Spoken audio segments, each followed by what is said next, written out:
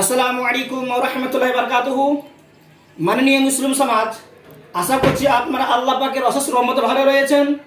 আমি মোহাম্মদ মুতিউর রহমান, আমিও আল্লাহর রহমত এবং আপনাদের নেক দোয়াতে ভালোই রয়েছি। যা হোক, আলহামদুলিল্লাহ, আল্লাহ পাক সমস্ত মুসলমানকে ভালো রাখুক। আজকে আমার আলোচ্য বিষয় যেই বিষয়টা আমি আজকে আলোচনা করতে চলেছি, সেই বিষয়টি হলো আজকে পবিত্র নিয়ে। কি নিয়ে? পবিত্র নিয়ে। আল্লাহ তাবারক ওয়া তাআলা বলেন কোরআন পাকের মধ্যে, আকিমুস সালাহ ওয়া আতুজ যাকাত, তোমরা নামাজ প্রতিষ্ঠা করো এবং যাকাত দাও। কিন্তু আমরা মুসলমান অনেক মুসল্লি আছি যারা নামাজ পড়তে যায়, নামাজ পড়ি, অনেক বাড়িতে মা বোনরা আছে তারাও নামাজ পড়ে, আপনারা নামাজ পড়েন ব্রাদার। কিন্তু নামাজ পড়তে গেলে যে আপনার কয়েকটি শর্ত রয়েছে। যেরকম একটা বাড়িতে যদি আপনি থাকতে যান, তাহলে হয়তো আপনাকে বাড়িওয়ালা যদি আপনি কোনো বাড়ি ভাড়া নিতে যান, তো সে বাড়ির যে মালিক সে আপনাকে একটা শর্ত দিবে যে 10,000 টাকা মাসে আমাকে দিতে হবে, তবে আপনাকে বাড়িতে থাকতে দেবো। এটা হলো শর্ত। এই শর্ত হিসাবে আপনাকে বাড়ি থাকতে দেওয়া হচ্ছে। ঠিক সেই রকম নামাজ পড়তে গেলে আপনার 6টি শর্ত রয়েছে। নামাজ পড়তে গেলে 6টি শর্ত। 6টার মধ্যে আপনাদেরকে বলবো। তার মধ্যে 1 নম্বর শর্ত, সেটা কি? সেটা হলো তাহারাত। তাহারাত মানে কি? পবিত্রতা অর্জন করা। এবারে পবিত্র মানে তাহারাতের ভিতরে 3টে জিনিস ভরা রয়েছে। কয়টা বললাম? 3টে। তাহলে 1 হলো শরীর পবিত্র রাখা, 2 নাম্বার কাপড় পবিত্র রাখা, যে কাপড় দিয়ে আপনি নামাজ পড়বেন, যে কাপড়টা পরিধান করে আপনি নামাজটা পড়বেন, সে কাপড়টাকে পাক রাখা। 3 নাম্বার কি? যেই জায়গাতে আপনি নামাজটা পড়ছেন আপনাকে দেখতে হবে যে জায়গাটা পবিত্র আছে নাকি অপবিত্র। তাহলে জায়গা পাক, কাপড় পাক আর আপনার শরীর পাক। যিনারা এই কাপড় পাক করতে যেনারা জানেন না, যিনারা শরীর পাক যেনারা করতে জানেন না, তেনারা আমার 6 নম্বর ভিডিও এবং 7 নম্বর ভিডিও আপনারা দেখে নেবেন। তাহলে বুঝতে পারবেন যে কীভাবে কাপড় পাক করতে হয়, কীভাবে শরীর পাক করতে হয়। আমার 6 নম্বর পার্টে এবং 7 নম্বর পার্টে কাপড় পাক আর শরীর পাক হিসেবে ভিডিও করা আছে, আপনারা দেখে নেবেন। যা হোক, আজকের আলোচনা সেটা হলো পবিত্র নিয়ে। যা হোক, এবার আমি যেটা বলেছি যে আপনার নামাজের মধ্যে 6টা শর্ত। কথা বলেছি নামাজের মধ্যে 6টি শর্ত। তার মধ্যে 1 নম্বর হলো কি? তাহারা, পবিত্রতা অর্জন করা। পবিত্রের মধ্যে আমি বলে দিয়েছি, পবিত্রের ভিতরে 3টা পবিত্র: জাগা পাক, শরীর পাক, কাপড় পাক। তাহলে 1 নম্বর আমি দেখবো আজকে আপনাদের সম্মুখে, আপনারা দেখেন, ভালো করে বুঝবেন। 1 নম্বর হলো তাহারা। তাহলে আমরা লিখবো আজকে 1 নম্বর তাহারা। 1 নম্বর তাহারা। 1 নম্বর কি হলো? তাহারা। 2 নম্বর হলো সাতরে আওরাত। সাতরে আওরাত কাকে বলা হয়? সাতরে আওরাত কি? একটা মানুষের জন্য শরীর ঢাকা কতটা ফরজ? একটা পুরুষের জন্য হলো আপনার নাভি থেকে শুরু করে নিয়ে আপনার হাঁটু নিচ পর্যন্ত, একটা ছেলের জন্য ঢাকা শর্ত রয়েছে। নামাজ পড়তে গেলে নাভি থেকে নিয়ে হাঁটু নিচ পর্যন্ত ঢেকে রাখা হলো ফরজ। এটা হলো শর্ত। এটাকে বলা হয় আপনার সাতরে আওরাত। ছেলের জন্য কতটা? মেয়ের জন্য কতটা? মেয়ের জন্য হলো মাথা থেকে শুরু করে নিয়ে পায়ের পাতা পা পর্যন্ত ঢেকে রাখতে হবে। কোনটা বাদ দিয়ে?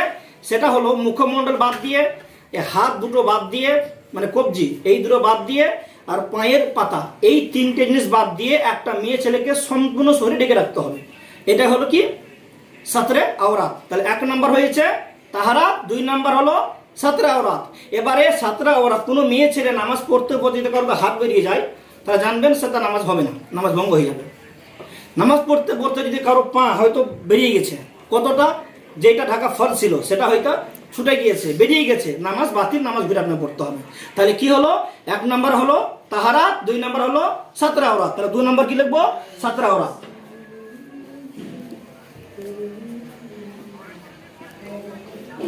সাতরে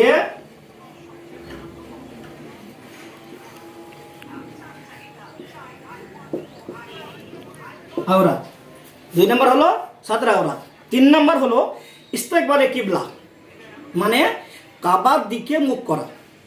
কি বললাম?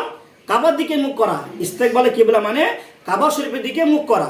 যেনারা নামাজ পড়বেন তেনাদেরকে কাবার দিকে মুখ হতে হবে। আপনার যে নামাজ পড়ার সময় আপনার মুখটা যদি আপনার উত্তর দিকে হয়, দক্ষিণ দিকে হয়, পূর্ব দিকে হয়, তাহলে নামাজ আপনার হবে না। নামাজ পড়তে গেলে আপনাকে কাবা শরীফের দিকে, পশ্চিম দিকে মুখ করতেই হবে। বুঝতে পেরেছেন? তাহলে 3 নম্বর কি হলো? ইস্তেকবালে কিবলা। 3 নম্বর ইস্তেকবালে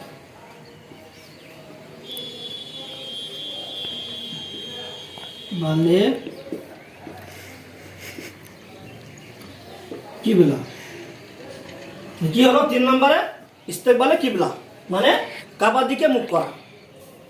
এবার আসুন 4 নম্বর। 4 নম্বর হলো আপনার নিয়াত। আপনি যে নামাজ পড়বেন, আপনি ফজর নামাজ পড়ছেন নাকি জোহরে পড়ছেন, আসরে পড়ছেন নাকি মাগরিবে পড়ছেন, এই যে নিয়ত, এই নিয়ত আপনাকে রাখতে হবে মনের মধ্যে যে আমি এই যে নামাজে দাঁড়াচ্ছি এটা হলো ফজরে 2 রিকাত, বা হয়তো এটা জোহরে 4 রিকাত, বা মাগরিবে 3 রিকাত, বা আসরে 4 রিকাত, বা এইসব আপনার 4 রিকাত। আমি ফরজ পড়ছি না ওয়াজিব পড়ছি না সুন্নত পড়ছি, কোনটা পড়ছি, এই নিয়তটা রাখতে হবে। আর এই নিয়তটা হলো যে আমি যে বাড়ি থেকে বেরিয়ে যে যাচ্ছি, মনের নিয়ত। নিয়ত কাকে বলা হয় প্রথমে ভালো করে শুনেন। নিয়ত হলো 2 প্রকারের। এক হলো দিলি নিয়ত করা, মন থেকে নিয়ত করা, এটা হলো আপনার আসল নিয়ত। আর আপনার অনেক মানুষই আছে যারা মুখ দিকে আপনার উচ্চারণ করে আপনার নিয়ত করে, যেরকম বলা হয় নাওয়াইতু আন উসাল্লি আলিল্লাহি তাআলা, এরকম ভাবে অনেক আছে তেনারা মুখের মধ্যে নিয়ত করে নামাজ পড়েন। এবার আপনার নিয়ত আসল সেটা হলো আপনার কি দিলি নিয়ত, আর মুখে নিয়ত করা হলো মুস্তাহাব। বুঝতে পেরেছেন? তাহলে কি হলো আপনার 4 নম্বরে হবে কি যে নিয়ত করা। আসুন 4 নম্বর লিখি নিয়ত করা। 4 নম্বরে নিয়ত করা। তা 4 নম্বর হলো নিয়ত করা। এবার আসুন 5 নম্বরে। 5 নম্বর হলো ওয়াক্ত, সময়। ওয়াক্ত নির্ধারিত করে নামাজ পড়া। আল্লাহ তাবারক ওয়া তাআলা কোরআন শরীফের মধ্যে বলেছেন, ইন বিসমিল্লাহির রহমানির রহিম ইন্নাস সালাতা কানাত আলাল মুমিনিনা কিতাবাম মাওকুতা। নিশ্চয় নামাজ মুসলমানের উপরে নির্দিষ্ট সময়ে ফরজ করা হইয়াছে। মানে নির্দিষ্ট সময় বলতে কি বোঝানো যায়? নির্দিষ্ট সময় বলতে আপনার যে আপনি যদি জোহরের নামাজটা সকাল 10টায় পড়েন, নামাজটা হবে না। আপনি যদি ফজরের নামাজটা যদি আপনি বৈকাল 4টার সময়তে পড়েন, ফজর নামাজ হবে না। মানে যেই সময়ে যেই নামাজটা ফরজ আপনাকে সেই টাইমেই পড়তে হবে। তাহলে আপনার ওয়াক্ত মানে সময়টা নির্ধারিত করে পড়াটা হলো ফরজ, আপনার শর্ত। কি রয়েছে? নিয়তকে নির্ধারিত করে পড়া হলো নামাজের মধ্যে শর্ত। তাহলে আপনার 5 নম্বর কি হচ্ছে? 5 নম্বর হচ্ছে আপনার ওয়াক্ত ঠিক রাখা, সময় ঠিক রাখা, মনে রাখবেন। তাহলে 5 নম্বরে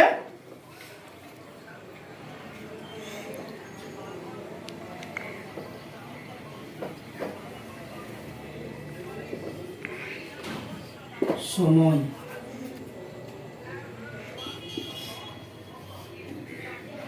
ঠিক করে পড়া।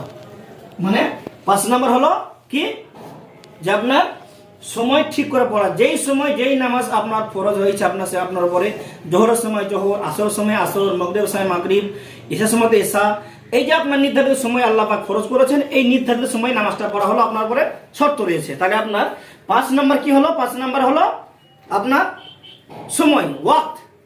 এবার 6 নম্বর হলো আপনার তাকবীরে তাহরিমা। 6 নম্বর শর্ত কি? তাকবীরে তাহরিমা। তাকবীরে তাহরিমা কাকে বলা হয়? আসেন, তাকবীরে তাহরিমা মানে যে আপনার যেই নামাজের নিয়ত আপনি করছেন, যে হয়তো ফজর আপনি সময় দিয়েছেন নামাজ পড়তে, আপনি যখন নামাজ পড়বেন তখন আপনাকে হাত তুলতে হবে, আল্লাহু আকবার, এই বলে যে আপনার হাত বাঁধছেন বা এই যে বলছেন আল্লাহু আকবার, হাতকে তুলে আল্লাহু আকবার বলাটাকে বলা হয় কি? তাকবীরে তাহরিমা। এই তাকবীরে তাহরিমাটা হলো নামাজের মধ্যে শর্ত। তাহলে এই যে আপনার তাকবীরে তাহরিমা, তাহলে 6 নম্বর আছেন তাকবীরে তাহরিমা।